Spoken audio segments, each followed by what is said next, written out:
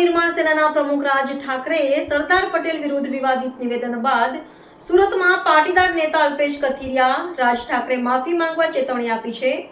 આ નિવેદનોએ ગુજરાતભરમાં રોષનું વાતાવરણ ઊભું કર્યું છે।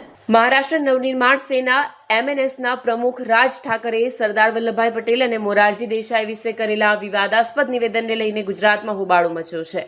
18 જુલાઈએ એક સભામાં રાજ ઠાકરે આરોપ મૂક્યો કે મુંબઈને મહારાષ્ટ્રથી અલગ કરવાનો પ્રયાસ કેટલાક ગુજરાતી વેપારીઓ અને નેતાઓનો હતો।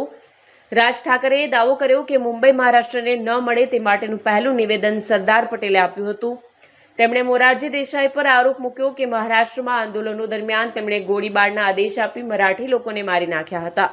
પાટીદાર સમાજના યુવા નેતા અલ્પેશ કથિરિયાએ આ નિવેદનોનો તીવ્ર વિરોધ કર્યો છે। તેમણે કહ્યું કે રાજ ઠાકરેને દેશના મહાનુભાવોનું અપમાન કરવાનો કોઈ અધિકાર નથી। કથિરિયાએ આ નિવેદનોને મહારાષ્ટ્ર અને ગુજરાતના લોકો વચ્ચે વિખવાદ ઊભો કરવાનો પ્રયાસ ગણાવ્યો છે।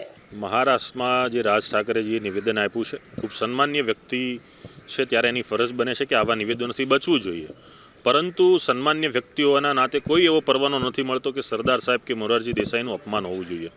જે પ્રકારની ભાષાનો પ્રયોગ થયો છે, સરદાર સાહેબને લાંછન લાગે, મોરારજી દેસાઈનું અપમાન થાય પ્રકારનું નિવેદન સાંખી લેવામાં ન આવે। આવી વાતોથી દેશના અલગ ભાષા અને અલગ પ્રાંતોનું જે વસ્તુ જે ચાલી રહ્યું છે એ મુદ્દા આખો અસ્થાને છે। ત્યારે એમાં સરદાર સાહેબ અને મોરારજી દેસાઈને ઢસડી લઈ જઈ અને રાષ્ટ્રનું અપમાન, ભારતનું અપમાન કરવું, આ હીન પ્રયાસને અમે વખોડીએ છીએ। રાજ ઠાકરેજીએ જાહેરમાં આની માફી એટલા માટે માગવી જોઈએ કે આ સરદાર સાહેબનું અપમાન નથી, આ ભારત દેશનું ને આપણા રાષ્ટ્રનું એકતા અને અખંડિતતાનું અપમાન છે। અને એકતા અને અખંડિતતાની સામે કોઈ વ્યક્તિ મોટો નથી, ચાહે દેશના વડાપ્રધાન કે રાષ્ટ્રપતિ હોય, એણે પણ બંધારણીય ફરજોને ભાગ નિભાવવી પડતી હોય છે। ત્યારે એવી ફરજો નિભાવવાથી દૂર રહી અને તોડવા ફોડવાની પ્રવૃત્તિને સમર્થન કરી અને રાષ્ટ્રના ઘડવૈયાનું અપમાન એ ક્યારેય સહન ન થાય।